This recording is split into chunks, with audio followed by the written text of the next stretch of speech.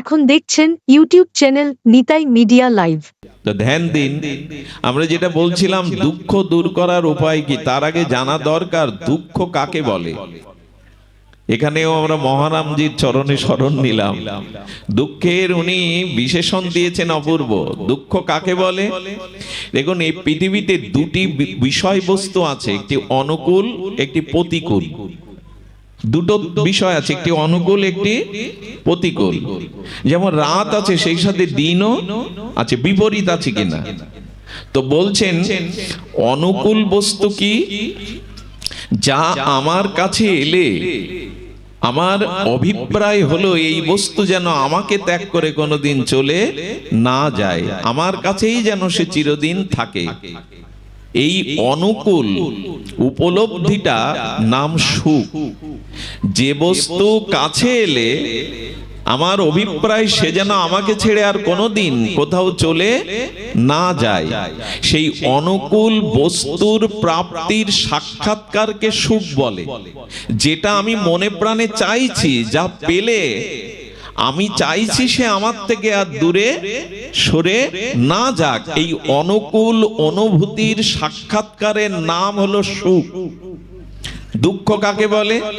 যে বস্তু আমি মনে প্রাণে চাইছি না, যা আমার কাছে এলে আমি রাখতে চাইছি না, দূরে ছুড়ে দিতে চাইছি, যেন আর কোনোদিন আমার জীবনে না আসে, এই প্রতিকূল সাক্ষাৎকারকে বলে দুঃখ। দুঃখ কেন মানুষ চায় না জানেন? দুঃখের বোঝা বইতে কেউ চায় না, দুঃখের বোঝা কেউ বইতে চায় না। এই দুঃখটা এত ভারী, এটা কাছে এলে মানুষ তাড়িয়ে দিতে পারলে শান্তি হয়, আর যেন না আসে। তো তাহলে দুঃখ মানে কি বুঝলাম? প্রতিকূল বস্তুর সাথে যখনই আমার সাক্ষাৎকার হবে, যেটা আমি চাইছি না সেটা আমার কাছে বারবার ফিরে আসছে, যেটা আমি তাড়িয়ে দিতে চাইছি, ফেলে দিতে চাইছি, আর নিতে চাইছি না কখনো, সেটা বারবার আমার কাছে ফিরে আসছে, এই প্রতিকূল বস্তুর সাক্ষাৎকারের নাম হলো দুঃখ।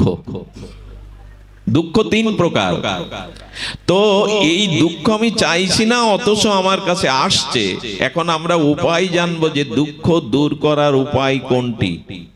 দুঃখ দূর করা যাবে, দুঃখ দূর করা যাবে যদি আমরা মহাজন এবং শাস্ত্রের আনুগত্য নেই।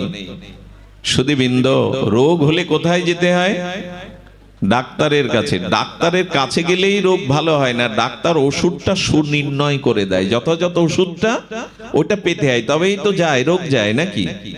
ভূত প্রেত আছে কিনা আমি জানি না, আমার জানা নেই। তো পিশাচী ভূত যদি কারো ঘাড়ে লাগে, তাহলে অনেক ওঝা আছে, মন্ত্র ঔষধি আছে, তার দ্বারা ভূতটা নামাতে পারে, পিশাচীটা নামাতে পারে। তো তেমনি দুঃখকে নিজের জীবন থেকে তাড়াবার উপায় আছে। ভূত তাড়াবার যেমন উপায় আছে মন্ত্র ঔষধি দ্বারা, তেমনি আবার ডাক্তারের কাছে গিয়ে ঔষধ নির্ণয়ের দ্বারা, সেবনের দ্বারা যেমন রোগ দূর করা যায়, তেমন দুঃখ রূপ এই মহারোগটাও আমাদের জীবন থেকে দূর করা যায়। এই জন্য আপনাকে ডাক্তার আর ওষুধের কাছে যেতে হবে। এই ডাক্তার হলো সাধুগুরু বৈষ্ণব, এরা এই দুঃখ দূর করার ঔষধ, এরাই দুঃখ ত্রিতাপ জ্বালা দূর করার ঔষধ। আর সাধুরূপ ডাক্তারের বৈদ্যের কাছে গিয়ে কি দেবেন? সাধু এই ভগবানের নাম রূপ লীলা কথা, এই ঔষধ আপনাকে দিয়ে দেবেন। এটা যদি ঠিক ঠিক পান করতে পারেন, সাধু শাস্ত্র কৃপায়, সাধু শাস্ত্রের কৃপায় এই দুঃখ দূর করা যাবে। কিছু মনে করবেন না, মোকসেদপুর ভাঙা কত দূর থেকে এরা এসছে, কার কথা বলবো? আমাদের রাধেশ্যাম ডাক্তার বাবু এইখানে চেয়ারে বসেন না, ওনার পায়ে অসুবিধা, ওনার কথা বলছি কেন, আর কারো কথা বলছি না, আপনাদের সবার কথা বলছি। কত কায় ক্লেশ, গরম সহ্য করে রাতে কিভাবে বাড়ি যাবেন অনেকের জানা নাই, যানবাহন পাবেন কিনা। এই যে এসেছেন, মাটিতে বসতে দিয়ে গরমের মধ্যে না আপনাদের জলযোগ করা হচ্ছে, না আপনাদের আপ্যায়ন করা হচ্ছে, বলুন যে শান্তিটা আপনারা এখন পাচ্ছেন, সংসারে সারাদিন পেয়েছিলেন কিনা? স্ত্রী পুত্র টাকা পয়সার মধ্যে এই শান্তিটা পেয়েছিল কিনা? একটু বলুন সকলে, বলতে তো দোষ নাই। এখন কেন পাচ্ছেন?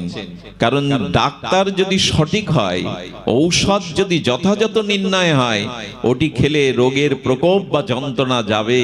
তেমনি সাধুর সঙ্গে গিয়ে সাধু, গুরু, বৈষ্ণব, সজ্জন এদের মতো বৈদ্য বা ডাক্তারের কাছে গিয়ে হরিকথা, হরিনাম, ভগবানের নাম রূপ লীলা ঔষধ যদি কান দিয়ে হৃদয়ে যায়, তবে তাপ জ্বালা এমনি দূর হয়ে যায়। তাপ জ্বালা দূর তো হবেই, এটি দূর হয়ে যাবে সাধু শাস্ত্র কৃপায়। কেহ যদি এই ভজন পায় তখনই দূর হবে, এটার প্রমাণ এক্ষুনি। এই জন্য জগতে দুঃখ দূর করা মানে দুঃখ থাকবে না, দুঃখ থাকবে।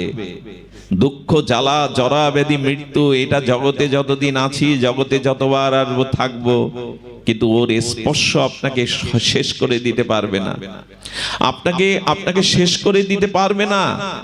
এই জন্য শত দুঃখের মাঝেও ভক্ত কোথায় যেন ভগবানের করুণাকে উপলব্ধি করে। শত দুঃখের মাঝে ভক্ত ভগবানের করুণা উপলব্ধি করে মাঝে মাঝে কুন্তির মতো বলে ওঠে, প্রভু দাও, দুঃখ দাও। ধূপ না পড়লে কি গন্ধ বিলায় প্রভু? চন্দন না ঘষে ক্ষয় করলে কি তার সুবাসিত পবিত্রতা প্রকাশ করে? তেমনি দুঃখ দাও, দুঃখের মাঝেই যে তোমার কথা বেশি মনে পড়ে, দুঃখের মাঝেই যে তোমার নাম রূপ লীলা বড় আস্বাদন হয়, ওই দুঃখটাকেও ভগবানের কৃপা মনে করে তার মধ্যে তিনি আনন্দ আস্বাদন করতে থাকেন। প্রমাণ নিবেন? চলুন গৌর লীলায়। আহা, মহাপ্রভু কীর্তন করছেন, হেমদণ্ড বাহু তুলে রাধা ভাবদ্যুতি সুবলিত তনু মহাপ্রভু সেবা সঙ্গনে আকাশ বাতাস মুখরিত করে সংকীর্তন প্রেমানন্দে নর্তন কীর্তন করছেন। ঠিক সেই দিনই কি ঘটলো জানেন? মহাপ্রভু বাইরের বাড়িতে কীর্তন করছেন, শ্রীবাস হঠাৎ করে কি মনে করে ভেতরে গেলেন। ভেতরে যেখানে রমণীকুল মহাপ্রভুর সংকীর্তন আস্বাদন করেন, সংকীর্তন রস, সেখানে গিয়ে দেখে শ্রীবাস ঠাকুরের স্ত্রী মালিনী দেবী কাঁদছে। ধ্যান দিয়ে শুনুন, মালিনী দেবী কাঁদছে। মালিনী দেবী কাঁদবার কারণ হলো এই শ্রীবাস এবং মালিনীর একমাত্র পুত্র, শিশুপুত্র মৃত্যু যন্ত্রণায় শ্বাস উঠেছে। আমি যখন খুব কষ্ট পাই, দুঃখ পাই, তখন এই লীলাটি বারবার স্মরণ করি, কেন বারবার চলে আসে। দেখুন ভক্তদের অনুভূতি কি। স্বর যখন উঠেছে তখন মালিনী দেবী বললেন, ঔষধ আনবে না? তোমার একমাত্র পুত্র, ঔষধ দেবে না? ছেলেটা মরে যাচ্ছে, শ্বাস উঠেছে, কিছু করবে না? শ্রীবাস বললেন, ঔষধ আছে, আমি আনছি। দৌড়ে গিয়ে মহাপ্রভু যেখানে কীর্তন করছিলেন সেই মহাপ্রভুর চরণ ধুলি এনে ওর জিহ্বায় দিয়ে দিলেন। আমার কাছে এর থেকে বড় ঔষধ আর জগতে নাই। কিন্তু মাঝে মাঝে সব ওষুধে ভেতরের রোগ সারলেও বাইরের রোগ সারতে চায় না। শ্রীবাসের ছেলে দেখতে দেখতে ওইখানেই মৃত্যুবরণ করলো। আচ্ছা, আমায় বলতে পারেন, যারা আঙুল তুলি, প্রভু তোমার ভজন করি, তোমার চরণে পড়ে থাকি, তুমি দুঃখ দিচ্ছ কেন? স্বয়ং মহাপ্রভু কীর্তন করছে যার আঙিনায়, তার ছেলে মারা যাবে, মেনে নেওয়া যায়? এটার ব্যাখ্যা কি প্রভু? তুমি স্বয়ং যার গৃহে নিত্য করছো, কীর্তন করছো, তার একমাত্র ছেলে মারা যাবে, তোমায় ডাকবে কেন মানুষ? তোমায় ভজন করবে কেন মানুষ? আহা, গৌর লীলা এটা সরোবর, সিদ্ধান্তের সরোবর, প্রেমের সরোবর, আস্বাদনের সরোবর এই গৌর লীলা। শ্রীবাস তখন বলছেন, মালিনী, মালিনী, পুত্র মারা গেছে, পুত্র পুত্র বলে যদি মায়ার কান্না কাঁদো, আর এই ক্রন্দন যদি মহাপ্রভুর কানে প্রবেশ করে, আর তোমার এই পুত্র শোকের মায়া কান্নার যদি আমার গৌর হরি কীর্তন প্রেম আস্বাদন এখানে বিশ্রাম দেয়, তবে শুনে রাখো, পুত্র হারিয়েছো, সেই সাথে স্বামী হারা হয়ে বিধবা হবে, আমিও ডুবে মরবো সুরধ্বনিতে। শ্রীবাস যা বলে তাই করতেন উনি, পণ্ডিত শ্রীবাস। বলেন, পুত্র হারিয়েছ, স্বামী হারিয়ে বিধবা হবে, যদি তোমার এই কান্নার দ্বারা প্রভুর কীর্তনে ব্যাঘাত হয়, এ সম্ভব? কোন পিতার পক্ষে কথা বলা সম্ভব? পুত্র মৃত্যুর পরে বলছেন, তুমি মায়া কান্না পুত্র রে বলে কেঁদো না গো, যদি কাঁদতে হয় গৌর বলে কাঁদো, কৃষ্ণ বলে কাঁদো, যদি কাঁদতে হয় গৌর বলে কাঁদো। সারাটা জীবন সংসারের কান্না কেঁদে গেলাম, আমার এটা হলো না, ওটা হলো না, সংসারের জন্য কাঁদলাম। কই গো, যার জন্য জগতে আসা, যিনি প্রাণারাম, তার জন্য কপটা চোখের জল ফেলেছি আমরা। সুধীজন, এই জন্য শিবাস বলছে না গৌর বলে কাঁদো। যখন দেখছে মালিনী দেবীর পুত্র হারানোর সেই বিষম বেদনার অশ্রু আর কান্না থামছে না, শিবাস তখন কি করলো জানেন? আঁচলের কাপড়টা মুখে গুজে দিয়ে বললেন, মা তো যদি কাঁদতে হয় কাপড় মুখে গুজে কাঁদো, যেন শব্দটা মহাপ্রভুর কানে না যায়। এর ব্যাখ্যা আছে জগতে। প্রভুর সান্নিধ্যে গিয়ে শিবার বাহু প্রসারিত করে প্রভুর সাথে নিত্য কীর্তন করছে সম্ভব? পৃথিবীতে পুত্র হারানোর থেকে, সন্তান হারানোর থেকে বড় ব্যথা তো জগতে আর নাই। শক্তিশাল যেদিন ভেঙে ফেলেছিলেন রাম ভগবান, সেদিন বলেছিলেন আমাকে 3টে জায়গায় দাও, পুত্রহারা পিতামাতার বুকে দাও এই শেল। এর থেকে বড় ব্যথা, এর থেকে ভারী বোঝা জগতে নাই। সেই বোঝা ঢেকে এসে কীর্তন করছে। কি বলবেন? পাগল, উন্মাদ, নিষ্ঠুর? না, এরা জগৎকে দেখাতে এসেছেন যে ভক্তি, সাধ্যবস্তু প্রেম পেলে দুঃখটাও কি করে আনন্দে রূপ নেয়, দুঃখটাও কি করে ভগবানের প্রেম প্রাপ্তি, ভক্তি প্রাপ্তি করিয়ে দেয়। এরা আমাদের সামনে আদর্শটা স্থাপন করতে এসেছে জগতে। বলছেন প্রভু বারবার কীর্তন করতে করতে কীর্তন একটু শিথিল করে, স্তিমিত করে বলছে, ও শিবাস, আমি কীর্তনে আনন্দ পাচ্ছি না কেন? কীর্তনে প্রেম পাচ্ছি না কেন? বলো না, তোমার গৃহে কোনো অমঙ্গল কিছু ঘটেছে? প্রভু তো অন্তর্যামী। শিবাস হাত জোর করে বললেন, প্রভু তুমি মঙ্গলময়, তুমি মঙ্গলময়, তুমি যেটা সেটা কোনো অমঙ্গল আসতে পারে না প্রভু। সূর্যে কখনো অন্ধকার আসতে পারে না, যেখানে সূর্য ওখানে আধার থাকে না। সূর্য কখনো আধার দেখতেও পায় না। প্রভু তুমি কীর্তন করো, তুমি মঙ্গলময়, এখানে কোনো অমঙ্গল নাই। পারবো তো? এত বড় পুত্র হারানোর পরেও একথা বলা যায়? এরা বলতে পারে, এরা জানাতে এসছে প্রেম ভক্তি সাধারণ জিনিস না। মহাপ্রভু বারবার রাত্র তীব্রহরে গিয়ে প্রভু আবার বলছেন, ভক্তগণ তোমরা বলো তো, শ্রীবাসের গৃহে কোনো অমঙ্গল কিছু হলো? এক ভক্ত প্রভুর এই ব্যথা সহ্য না করতে পেরে নিবেদন করে বলেছে, প্রভু শ্রীবাসের একমাত্র সন্তান বিয়োগ হয়েছে। বলে কখন? বলে রাতের প্রথম প্রহরে, এখন রাত্র তীব্রহর। শ্রীবাসের দিকে অবলগ্ন হয়ে তাকিয়ে আছে মহাপ্রভু। মহাপ্রভু মনে মনে ভাবছেন, পুত্র হারিয়ে যারা আমাকে আনন্দ দেয়, এদের ছেড়ে আমাকে সন্ন্যাস নিতে হবে, এদের ছেড়ে আমাকে যেতে হবে নবদ্বীপ ছেড়ে। কাঁধে হাত রেখে বলছে, শিবাস মরা পুত্র ঢেকে এসে তুমি কীর্তন করছো, আমাকে বোঝাতে দাওনি, আমাকে জানাওনি। এ কথা শুনেই মালিনী দেবী চরণে ছেলেটাকে ফেলে দিলেন। প্রভু ফিরিয়ে দাও আমার আঁচলের সম্পদ, আঁচলের ধনকে ফিরিয়ে দাও প্রভু। মহাপ্রভু সেদিন যে লীলা প্রকট করেছিলেন তা বড় বিস্ময়কর। সেই আত্মাকে আহ্বান করে ওই মৃত পুত্রের মধ্যে আবার সংযোজন করেছিলেন চৈতন্য মহাপ্রভু। চোখ মুদ্রিত করে বলছেন, কে তুমি? উত্তর আসছে, আমি জন্ম জন্মান্তরে তোমার নিত্য দাস। বলছেন না আমি শ্রীবাসের, আমি মালিনী দেবী। বলে তোমার পিতামাতা তোমার জন্য কাঁদছেন। বললো ওদের বলে দিন আমি ওদের চিনি না, কোন জন্মের পিতামাতা তাও জানি না। এই দেখুন আমাদের প্রকৃত পরিচয়, আমরা যে কৃষ্ণের দাস, এটা প্রকৃত পরিচয়। ওদের বলে দিন আমি আপনার চরণ সান্নিধ্যে পরমানন্দে আছি, আমি ওদের চিনি না, আমি ফিরতে চাই না। এ কথা শোনার পরে মালিনী দেবী অনুভব করলেন। শ্রীবাস তো অনুভব আগেই করেছেন মহাপ্রভুর কৃপায়।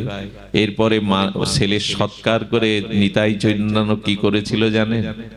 মালিনী দেবীর 2 কোলে বসে বলেছিল, মারে এক সন্তান হারিয়েছিস, আজ থেকে আমি আর নিতাই তো 2 খোকা হলাম, 2 সন্তান হলাম, কোলে বসে গেলে। আচ্ছা দুঃখটাও প্রাপ্তি হয়। মরা সন্তানকে হারিয়ে আজ অমর সন্তান পেয়ে গেলে, নিতাই গৌর সন্তান কি সহজে পাওয়া যায় গো? মরা সন্তান যার জন্য ত্যাগ করে হারালেন, যার ভালোবাসা যার আনন্দের জন্য অমর সন্তান পেলেন। আচ্ছা, আপনাদের কি মনে হয় নিতাই গৌর মালিনী দেবীর কোলে বসলেন আর মায়ের মাতৃ শোক পুত্র শোক গেল? বলো গেল। গেল কেন জানেন? আমার নিতাই তো অদ্ভুত অবধূত। নিতাই যখন মালিনী দেবীর কোলে বসতেন, বৃদ্ধা মালিনীর বুকের স্তন থেকে বাৎসল্য প্রেমের দুগ্ধ ভেসে যেত, কাপড় ভিজে যেত। মিথ্যা সন্তান নয় নিতাই। এই জন্য যাদের সন্তান নাই, আমি বলি কি, ওই শূন্য জায়গায় আমার গোপালকে বসান, আমার মহাপ্রভুকে বসান, উনি সাড়া দেবেন, উনি প্রকৃত সন্তান। এই জগতের অনেক সন্তান পিতামাতাকেও তো তারা বৃদ্ধাশ্রমে রেখে আসে, দুমুঠো অন্ন দেয় না, উঠতে বসতে গালি, কত কষ্ট দেয়, কিন্তু গোবিন্দকে ওই শূন্যস্থানে সন্তান বসান, ওনাকেই ওই ওই ওই যে সাধ্য সাধন তত্ত্বে বাৎসল্য রসে তাকে পাঠান। কিন্তু দুঃখের বিষয়, শুধু পেলাম না বলে, হলো না বলে এই আক্ষেপ কষ্ট নিয়েই, এক বুক ব্যথা নিয়ে জগৎকে গেলাম, প্রভুর করুণাটা দেখলাম না। এত আলো তবু চোখ বন্ধ করে বলছি অন্ধকার। এত নিতাই গৌরের কৃপা, এত হরিনামের কৃপা, এত গুরু মহারাজের কৃপা, তারপরেও আমরা করুণা দেখছি না।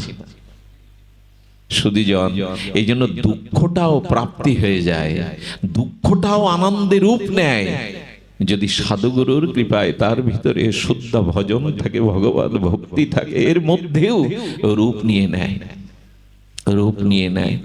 একটা কথা বলি, এই দুঃখকে দূর করবার উপায় একটি, সাধুগুরু শাস্ত্রের সমহিমায় এই ভজনের মধ্যে প্রবেশ করা।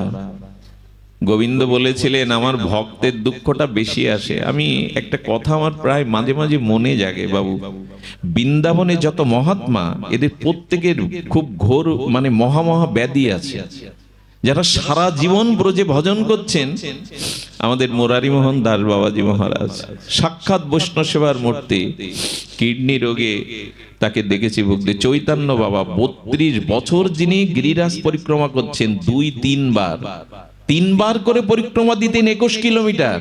খুব বড় লোকের সন্তান, নবদ্বীপে সব ছেড়ে দিয়ে ব্রজে 32 বছর পরিক্রমা করার পর তার পায়ের শিরাটা চিকন হয়ে গেছে।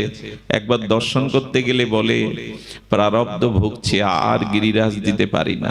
খুঁড়িয়ে আগে একটা দিতেন, অর্ধেক দিতেন, একসময় বসে পড়েছেন। আশ্চর্য হতে হয়, 32টা বছর যিনি ঘর বাঁধেননি, জিউ ভাই কোনো সুখের বস্তু দেননি মাধুকরী ভিক্ষা করা ছাড়া, আর 32 বছর পরিক্রমা করেছেন, তার পাটা এমন সরু হয়ে গেছে, উঠতে পারে না। বড় বড় সাধুদের বড় বড় ব্যাধি, কিছু মনে করবেন না।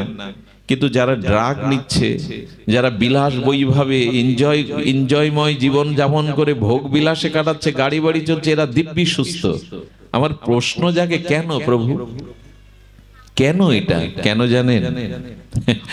প্রভু উত্তর দিচ্ছেন, আমার যে হয় তাকে আর দুঃখ কষ্ট যন্ত্রণা জন্ম মৃত্যুর সংসারে আমি আর আসতে দেই না। যে আমার হয় তাকে আমি আমার চরণে নিয়ে আসি। যেখানে মৃত্যু নেই, জরা নেই, ব্যাধি নেই, হতাশা নেই, যেখানে আছে প্রেমানন্দ অমৃতের সাগর। তাই কর্মফল যতদিন আছে ততদিন তো জীব আমার কাছে আসতে পারে না। তো যে আমার চরণে শরণ নেয়, তার অনন্ত জন্মের প্রারব্ধ কর্মভোগ এক জন্মেই বেশি বেশি ভুগিয়ে নিয়ে আমার কাছে নিয়ে আসি, যাতে তাকে আর না আসতে হয়। সব ভক্তদের জীবনে দেখবেন দুঃখ কষ্ট জরা ব্যাধি বেশি, এই জন্মেই ভুগিয়ে নিয়ে তাকে গোবিন্দ নিয়ে যাবেন, আর তাকে আসতে দিবেন না। এই মাধব দাস বাবাজির কথা মনে আছে? আরে রক্ত আমাশা হয়েছে, অতি রক্তসার, বারবার মলমূত্র ত্যাগ করতে যাচ্ছেন, শেষে তো শৌচের জলটাও নিতে পারলেন না, পড়ে গেলেন বালির মধ্যে। বলে, জগন্নাথ, তোমার সেবার সুযোগ যদি না দাও, তুলে নাও এই দেহ। সারাটা জীবন তোমায় সেবা করেছি, এখন পড়ে থাকবো ধুলাতে, মলমূত্র গায়ে মাখা, তোমার সেবা করতে পারবো না, তুলে নাও। কেউ তো আর জল বয়ে দেবে না কেউ কারো। কাউকে যেন বলেছিল, বাবা এক ঘটি জল দাও না, বলে মেতর পেয়েছো, চাকর পেয়েছো। হঠাৎ দেখছেন কে যেন নিজে হাতে শীতল জল ঢেলে তার মলমূত্র ধুয়ে দিচ্ছে। পেছনে ফিরে তাকিয়ে দেখে সাক্ষাৎ জগন্নাথ এই কাজ করছে। ঠাকুর, সখা, এই কাজ তোমার না, কেন আমাকে কলঙ্কিত করছো? তুমি আমার মলমূত্র তুমি ধুয়ে দিচ্ছ।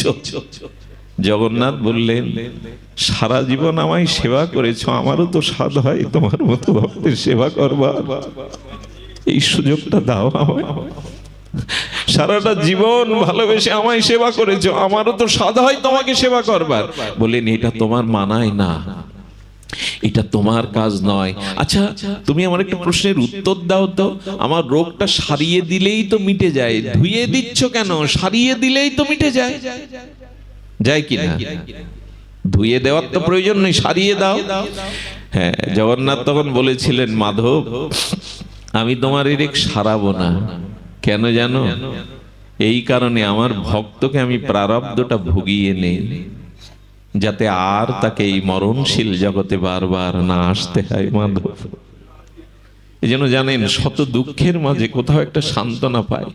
আপনাদের মতো ভক্তদের যখন পাশে পায়, আশীর্বাদ বাণী পায়, আর হৃদয়ে মনে করি দুঃখের মাঝে তোমার কথাটাই তো বেশি মনে পড়ে।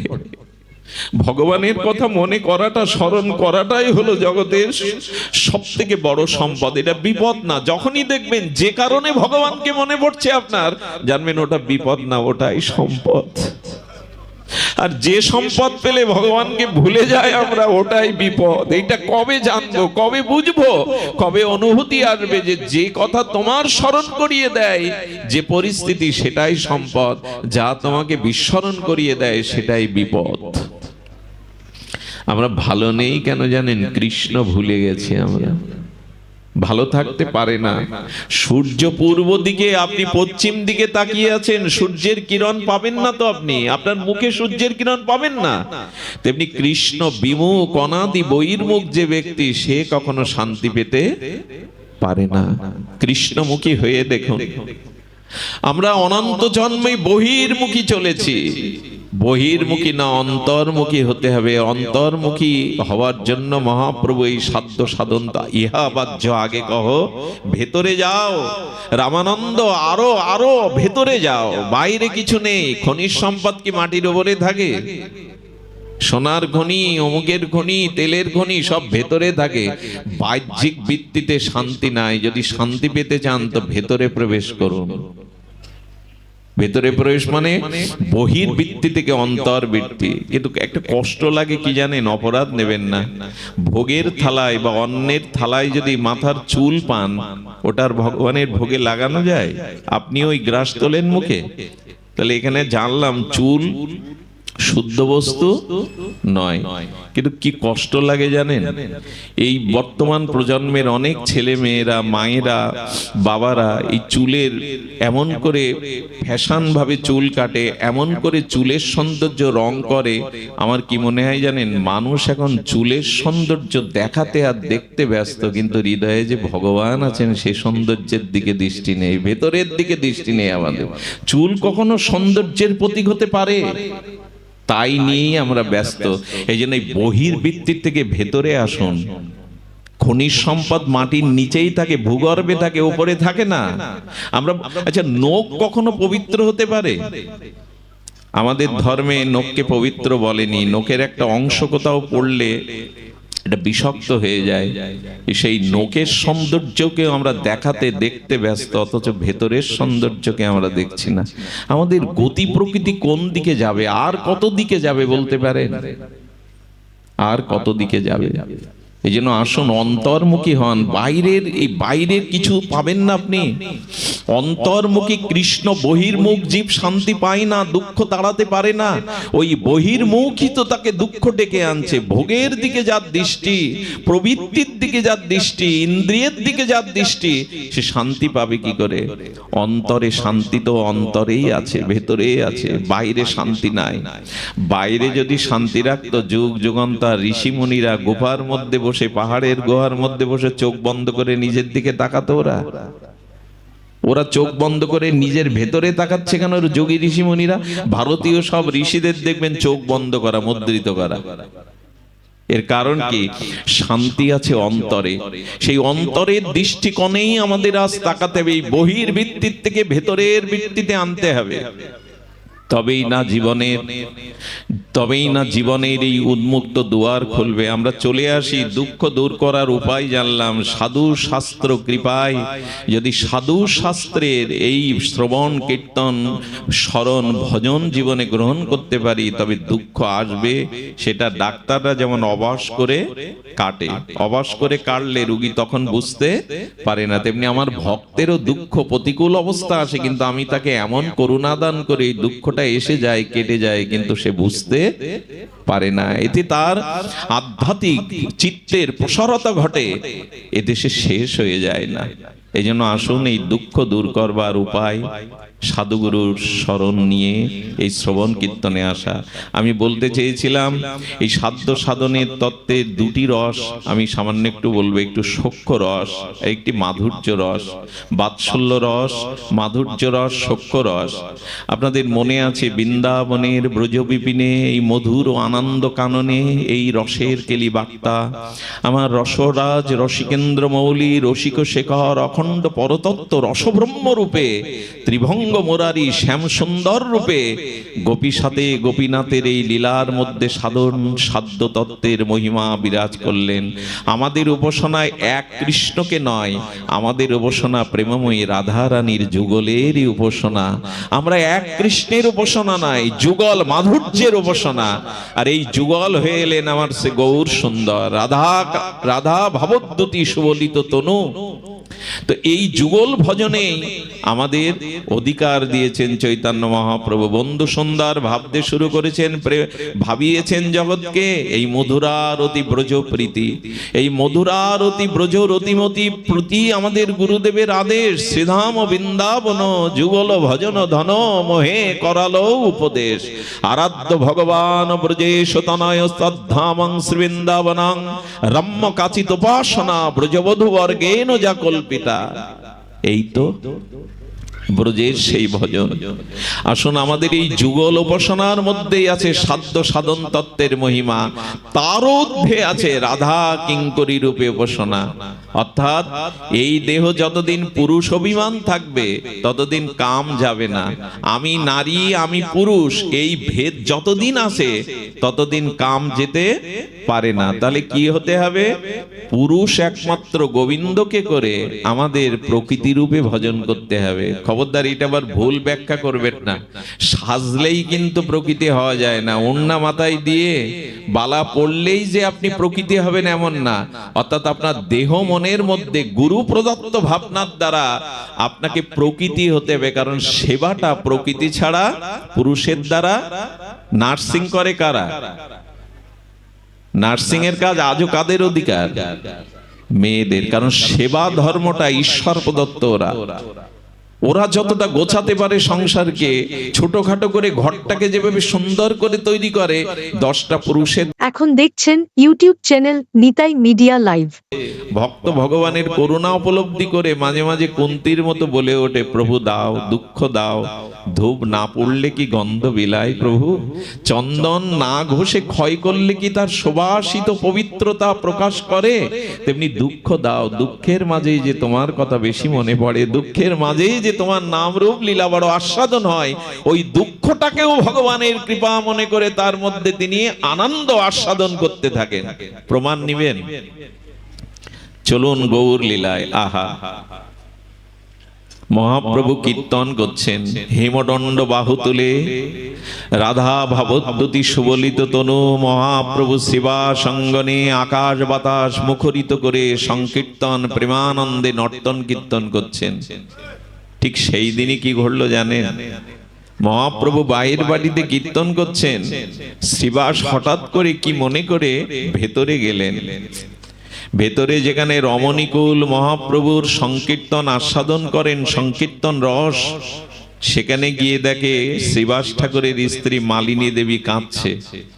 ধ্যান দিয়ে শুনুন, মালিনী দেবী কাঁদছে। মালিনী দেবী কাঁদবার কারণ হলো এই শ্রীবাস এবং মালিনীর একমাত্র পুত্র শিশুপুত্র মৃত্যু যন্ত্রণায় শ্বাস উঠেছে।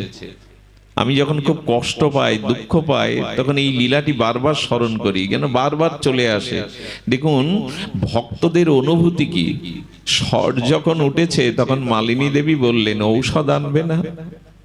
তোমার একমাত্র পুত্র, ঔষধ দেবে না? ছেলেটা মরে যাচ্ছে, শ্বাস উঠেছে, কিছু করবে না? শ্রীবাস বললেন, ঔষধ আছে, আমি আনছি। দৌড়ে গিয়ে মহাপ্রভু যেখানে কীর্তন করছিলেন সেই মহাপ্রভুর চরণ ধুলি এনে ওর জিহ্বায় দিয়ে দিলেন। আমার কাছে এর থেকে বড় ঔষধ আর জগতে নাই। কিন্তু মাঝে মাঝে সব ওষুধে ভেতরের রোগ সারলেও বাইরের রোগ সারতে চায় না। শ্রীবাসের ছেলে দেখতে দেখতে ওইখানেই মৃত্যুবরণ করলো। আচ্ছা, আমায় বলতে পারেন, যারা আঙুল তুলি প্রভু তোমার ভজন করি, তোমার চরণে পড়ে থাকি, তুমি দুঃখ দিচ্ছ কেন? স্বয়ং মহাপ্রভু কীর্তন করছে যার আঙিনায়, তার ছেলে মারা যাবে, মেনে নেওয়া যায়? এটার ব্যাখ্যা কি প্রভু? তুমি স্বয়ং যার গৃহে নিত্য করছো, কীর্তন করছো, তার একমাত্র ছেলে মারা যাবে, তোমায় ডাকবে কেন মানুষ? তোমায় ভজন করবে কেন মানুষ? আহা, গৌর লীলা এটা সরোবর, সিদ্ধান্তের সরোবর, প্রেমের সরোবর, আস্বাদনের সরোবর এই গৌর লীলা। শ্রীবাস তখন বলছেন, মালিনী, মালিনী, পুত্র মারা গেছে, পুত্র পুত্র বলে যদি মায়ার কান্না কাঁদো, আর এই ক্রন্দন যদি মহাপ্রভুর কানে প্রবেশ করে, আর তোমার এই পুত্র শোকের মায়া কান্নার যদি আমার গৌর হরি কীর্তন প্রেম আস্বাদন এখানে বিশ্রাম দেয়, তবে শুনে রাখো, পুত্র হারিয়েছো, সেই সাথে স্বামী হারা হয়ে বিধবা হবে, আমিও ডুবে মরবো সুরধ্বনিতে। শ্রীবাস যা বলে তাই করতেন উনি, পণ্ডিত শ্রীবাস। বলেন, পুত্র হারিয়েছ, স্বামী হারিয়ে বিধবা হবে, যদি তোমার এই কান্নার দ্বারা প্রভুর কীর্তনে ব্যাঘাত হয়, এ সম্ভব? কোন পিতার পক্ষে কথা বলা সম্ভব? পুত্র মৃত্যুর পরে বলছেন, তুমি মায়া কান্না পুত্র রে বলে কেঁদো না গো, যদি কাঁদতে হয় গৌর বলে কাঁদো, কৃষ্ণ বলে কাঁদো, যদি কাঁদতে হয় গৌর বলে কাঁদো। সারাটা জীবন সংসারের কান্না কেঁদে গেলাম, আমার এটা হলো না, ওটা হলো না, সংসারের জন্য কাঁদলাম। কই গো, যার জন্য জগতে আসা, যিনি প্রাণারাম, তার জন্য কপটা চোখের জল ফেলেছি আমরা। সুধীজন, এই জন্য শ্রীবাস বলছে না গৌর বলে কাঁদো, যখন দেখছে মালিনী দেবীর পুত্র হারানোর সেই বিষম বেদনার অশ্রু আর কান্না থামছে না, শ্রীবাস তখন কি করলো জানেন? আঁচলের কাপড়টা মুখে গুজে দিয়ে বললেন, মা, তো যদি কাঁদতে হয় কাপড় মুখে গুজে কাঁদো, যেন শব্দটা মহাপ্রভুর কানে না যায়। এর ব্যাখ্যা আছে জগতে। প্রভুর সান্নিধ্যে গিয়ে শ্রীবাস বাহু প্রসারিত করে প্রভুর সাথে নিত্য কীর্তন করছে, সম্ভব? পৃথিবীতে পুত্র হারানোর থেকে, সন্তান হারানোর থেকে বড় ব্যথা তো জগতে আর নাই। শক্তিশাল যেদিন ভেঙে ফেলেছিলেন রাম ভগবান, সেদিন বলেছিলেন আমাকে 3টে জায়গায় দাও, পুত্রহারা পিতামাতার বুকে দাও এই শেল। এর থেকে বড় ব্যথা, এর থেকে ভারী বোঝা জগতে নাই। সেই বোঝা ঢেকে এসে কীর্তন করছে। কি বলবেন? পাগল, উন্মাদ, নিষ্ঠুর? না, এরা জগৎকে দেখাতে এসেছেন যে ভক্তি, সাধ্যবস্তু প্রেম পেলে দুঃখটাও কি করে আনন্দে রূপ নেয়, দুঃখটাও কি করে ভগবানের প্রেম প্রাপ্তি, ভক্তি প্রাপ্তি করিয়ে দেয়। এরা আমাদের সামনে আদর্শটা স্থাপন করতে এসেছে জগতে। বলছেন প্রভু বারবার কীর্তন করতে করতে কীর্তন একটু শিথিল করে, স্তিমিত করে বলছে, ও শ্রীবাস, আমি কীর্তনে আনন্দ পাচ্ছি না কেন? কীর্তনে প্রেম পাচ্ছি না কেন? বলো না, তোমার গৃহে কোনো অমঙ্গল কিছু ঘটেছে? প্রভু তো অন্তর্যামী। শ্রীবাস হাত জোর করে বললেন, প্রভু তুমি মঙ্গলময়, তুমি মঙ্গলময়, তুমি যেটা সেটা কোনো অমঙ্গল আসতে পারে না প্রভু। সূর্যে কখনো অন্ধকার আসতে পারে না, যেখানে সূর্য ওখানে আধার থাকে না। সূর্য কখনো আধার দেখতেও পায় না। প্রভু তুমি কীর্তন করো, তুমি মঙ্গলময়, এখানে কোনো অমঙ্গল নাই। পারবো তো? এত বড় পুত্র হারানোর পরেও একথা বলা যায়? এরা বলতে পারে, এরা জানাতে এসছে প্রেম ভক্তি সাধারণ জিনিস না। মহাপ্রভু বারবার রাত্র তীব্রহরে গিয়ে প্রভু আবার বলছেন, ভক্তগণ তোমরা বলো তো, শ্রীবাসের গৃহে কোনো অমঙ্গল কিছু হলো?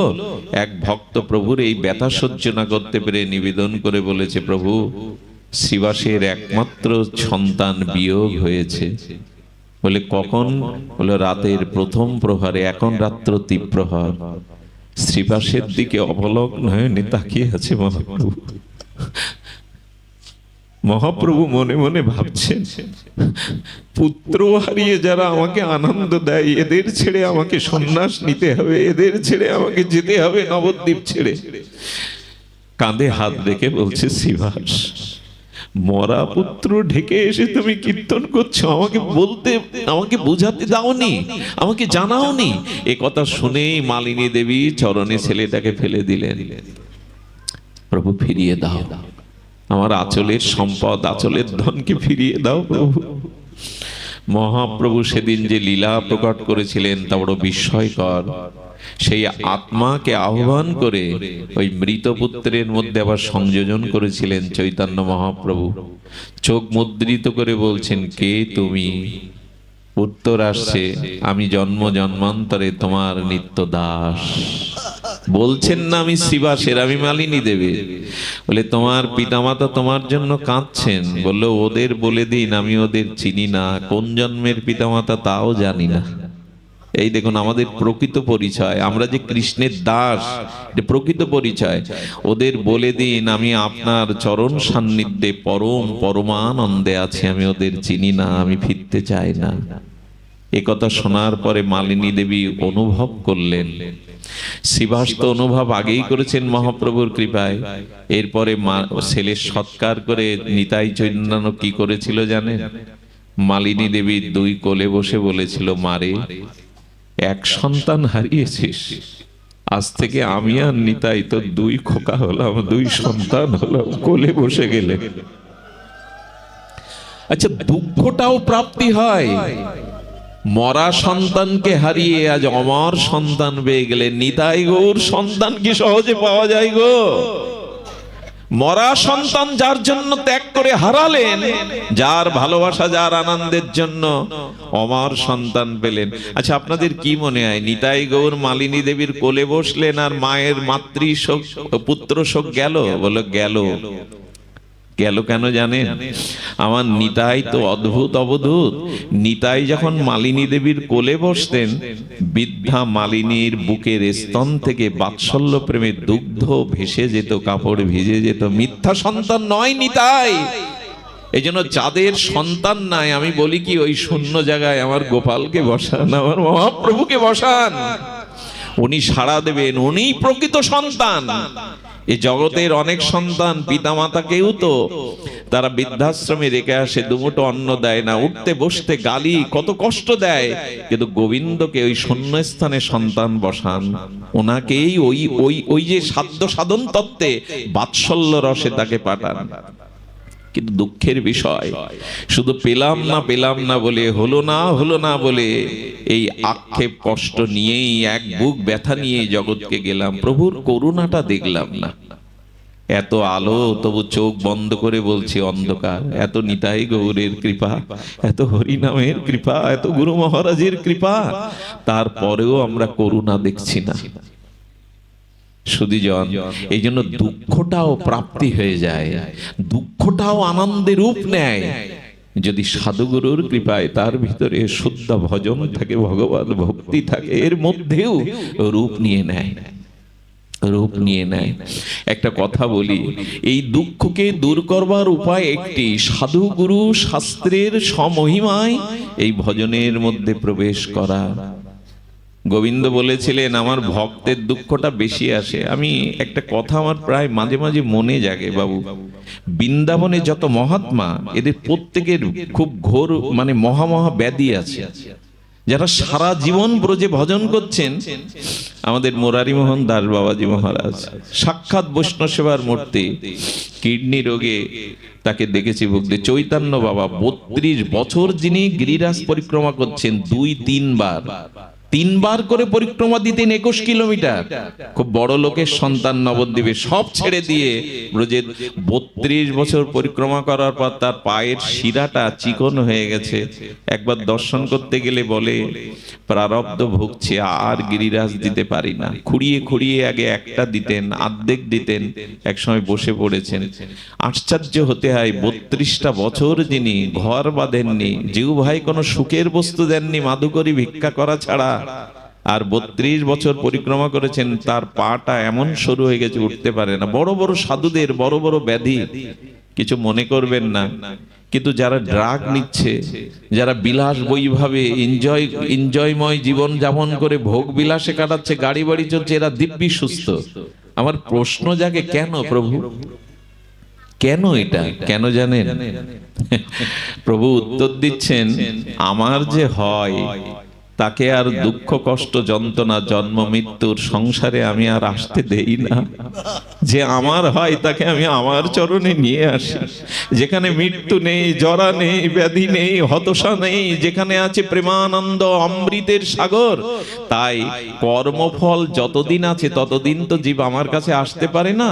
তো যে আমার চরণে শরণ নেয়, তার অনন্ত জন্মের প্রারব্ধ কর্মভোগ এক জন্মেই বেশি বেশি ভুগিয়ে নিয়ে আমার কাছে নিয়ে আসি, যাতে তাকে আর না আসতে হয়। সব ভক্তদের জীবনে দেখবেন দুঃখ কষ্ট জরা ব্যাধি বেশি, এই জন্মেই ভুগিয়ে নিয়ে তাকে গোবিন্দ নিয়ে যাবেন, আর তাকে আসতে দিবেন। এই মাধব দাস বাবাজির কথা মনে আছে? আরে রক্ত আমাশা হয়েছে, অতি রক্তসার, বারবার মলমূত্র ত্যাগ করতে যাচ্ছেন, শেষে তো শৌচের জলটাও নিতে পারলেন না, পড়ে গেলেন বালির মধ্যে। বলে, জগন্নাথ তোমার সেবার সুযোগ যদি না দাও, তুলে নাও এই দেহ। সারাটা জীবন তোমায় সেবা করেছি, এখন পড়ে থাকবো ধুলাতে, মলমূত্র গায়ে মাখা, তোমার সেবা করতে পারবো না, তুলে নাও। কেউ তো আর জল বয়ে দেবে না কেউ কারো। কাউকে যেন বলেছিল, বাবা এক ঘটি জল দাও না, বলে মেতর পেয়েছো, চাকর পেয়েছো। হঠাৎ দেখছেন কে যেন নিজে হাতে শীতল জল ঢেলে তার মলমূত্র ধুয়ে দিচ্ছে। পেছনে ফিরে তাকিয়ে দেখে সাক্ষাৎ জগন্নাথ এই কাজ করছে। ঠাকুর, সখা, এই কাজ তোমার না, কেন আমাকে কলঙ্কিত করছো? তুমি আমার মলমূত্র তুমি ধুয়ে দিচ্ছ। জগন্নাথ বললেন, সারা জীবন আমায় সেবা করেছো, আমারও তো স্বাদ হয় তোমার মতো ভক্তের সেবা করবার, এই সুযোগটা দাও আমায়। সারাটা জীবন ভালোবেসে আমায় সেবা করেছো, আমারও তো স্বাদ হয় তোমাকে সেবা করবার। বলেন, এটা তোমার মানায় না, এটা তোমার কাজ নয়। আচ্ছা, তুমি আমার একটা প্রশ্নের উত্তর দাও তো। আমার রোগটা সারিয়ে দিলেই তো মিটে যায়, ধুয়ে দিচ্ছ কেন? সারিয়ে দিলেই তো মিটে যায়, যায় কি না? ধুয়ে দেওয়ার তো প্রয়োজন নেই, সারিয়ে দাও।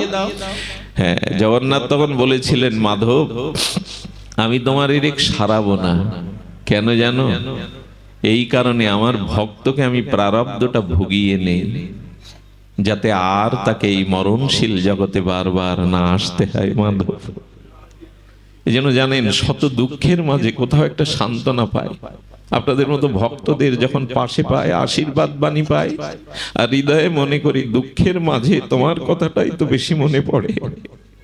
ভগবানের কথা মনে করাটা, স্মরণ করাটাই হলো জগতের সব থেকে বড় সম্পদ। এটা বিপদ না। যখনই দেখবেন যে কারণে ভগবানকে মনে পড়ছে আপনার, জানবেন ওটা বিপদ না, ওটাই সম্পদ। আর যে সম্পদ পেলে ভগবানকে ভুলে যায় আমরা, ওটাই বিপদ। এইটা কবে জানবো, কবে বুঝবো, কবে অনুভূতি আসবে যে যে কথা তোমার স্মরণ করিয়ে দেয় যে পরিস্থিতি, সেটাই সম্পদ, যা তোমাকে বিস্মরণ করিয়ে দেয় সেটাই বিপদ। আমরা ভালো নেই কেন জানেন? কৃষ্ণ ভুলে গেছি আমরা। ভালো থাকতে পারে না। সূর্য পূর্ব দিকে, আপনি পশ্চিম দিকে তাকিয়ে আছেন, সূর্যের কিরণ পাবেন না তো আপনি, আপনার মুখে সূর্যের কিরণ পাবেন না। তেমনি কৃষ্ণ বিমুখ অনাদি বহির্মুখ যে ব্যক্তি, সে কখনো শান্তি পেতে পারে না। কৃষ্ণমুখী হয়ে দেখুন, আমরা অনন্ত জন্মে বহির্মুখী চলেছি। বহির্মুখী না, অন্তর্মুখী হতে হবে। অন্তর্মুখী হওয়ার জন্য মহাপ্রভু এই সাধ্য সাধন, ইহা বাহ্য আগে কহ, ভেতরে যাও। রামানন্দ, আরো আরো ভেতরে যাও, বাইরে কিছু নেই। খনিজ সম্পদ কি মাটির উপরে থাকে? সোনার খনি, অমুকের খনি, তেলের খনি সব ভেতরে থাকে, বাহ্যিক ভিত্তিতে শান্তি নাই। যদি শান্তি পেতে চান তো ভেতরে প্রবেশ করুন। ভেতরে প্রবেশ মানে বহির্বৃত্তি থেকে অন্তর্বৃত্তি। কিন্তু একটা কষ্ট লাগে কি জানেন, অপরাধ নেবেন না, ভোগের থালায় বা অন্যের থালায় যদি মাথার চুল পান, ওটার ভগবানের ভোগে লাগানো যায়? আপনি ওই গ্রাস তোলেন মুখে? তাহলে এখানে জানলাম চুল শুদ্ধ বস্তু নয়। কিন্তু কি কষ্ট লাগে জানেন, এই বর্তমান প্রজন্মের অনেক ছেলে মেয়েরা, মায়েরা, বাবারা এই চুলের এমন করে ফ্যাশন ভাবে চুল কাটে, এমন করে চুলের সৌন্দর্য রং করে।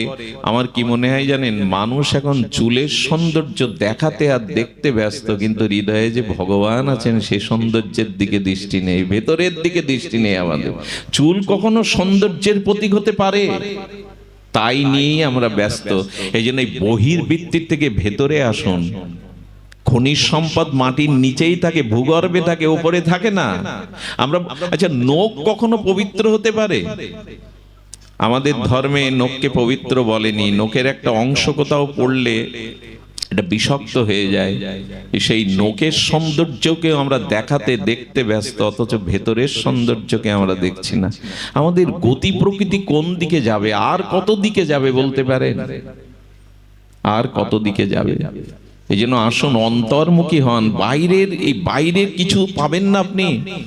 অন্তর্মুখী কৃষ্ণ। বহির্মুখ জীব শান্তি পায় না, দুঃখ তাড়াতে পারে না। ওই বহির্মুখী তো তাকে দুঃখ ডেকে আনছে। ভোগের দিকে যার দৃষ্টি, প্রবৃত্তির দিকে যার দৃষ্টি, ইন্দ্রিয়ের দিকে যার দৃষ্টি, সে শান্তি পাবে কি করে? অন্তরে শান্তি তো অন্তরেই আছে, ভেতরেই আছে, বাইরে শান্তি নাই। বাইরে যদি শান্তি রাখতো, যুগ যুগান্তর ঋষিমুনিরা গুফার মধ্যে বসে, পাহাড়ের গুহার মধ্যে বসে চোখ বন্ধ করে নিজের দিকে তাকাতো। ওরা চোখ বন্ধ করে নিজের ভেতরে তাকাচ্ছে কেন? যোগী ঋষিমুনিরা, ভারতীয় সব ঋষিদের দেখবেন চোখ বন্ধ করা, মুদ্রিত করা। এর কারণ কি? শান্তি আছে অন্তরে। সেই অন্তরের দৃষ্টিকোণেই আমাদের আজ তাকাতে হবে। এই বহির্বৃত্তির থেকে ভেতরের বৃত্তিতে আনতে হবে। তবেই না জীবনের এই উন্মুক্ত দুয়ার খুলবে। আমরা চলে আসি, দুঃখ দূর করার উপায় জানলাম সাধু শাস্ত্র কৃপায়। যদি সাধু শাস্ত্রের এই শ্রবণ কীর্তন স্মরণ ভজন জীবনে গ্রহণ করতে পারি, তবে দুঃখ আসবে। সেটা ডাক্তাররা যেমন অবাস করে কাটে, অবাস করে কাটলে রোগী তখন বুঝতে পারে না, তেমনি আমার ভক্তেরও দুঃখ প্রতিকূল অবস্থা আসে, কিন্তু আমি তাকে এমন করুণা দান করে এই দুঃখটা এসে যায়, কেটে যায়, কিন্তু সে বুঝতে পারে না। এতে তার আধ্যাত্মিক চিত্তের প্রসারতা ঘটে, এতে সে শেষ হয়ে যায় না। এই জন্য আসুন এই দুঃখ দূর করবার উপায় সাধুগুরুর শরণ নিয়ে এই শ্রবণ কীর্তনে আসা। আমি বলতে চেয়েছিলাম এই সাধ্য সাধনের তত্ত্বের দুটি রস আমি সামান্য একটু বলবো। একটু সখ্য রস, একটি মাধুর্য রস। বাৎসল্য রস, মাধুর্য রস, সখ্য রস। আপনাদের মনে আছে বৃন্দাবনের ব্রজবিপিনে এই মধুর ও আনন্দ কাননে এই রসের কেলি বার্তা। আমার রসরাজ রসিকেন্দ্র মৌলি রসিক শেখর অখণ্ড পরতত্ত্ব রসব্রহ্ম রূপে ত্রিভঙ্গ মুরারি শ্যাম সুন্দর রূপে গোপী সাথে গোপীনাথের এই লীলার মধ্যে সাধন সাধ্য তত্ত্বের মহিমা বিরাজ করলেন। আমাদের উপাসনায় এক কৃষ্ণকে নয়, আমাদের উপাসনা প্রেমময়ী রাধা রানীর যুগলেরই উপাসনা। আমরা এক কৃষ্ণের উপাসনা নয়, যুগল মাধুর্যের উপাসনা।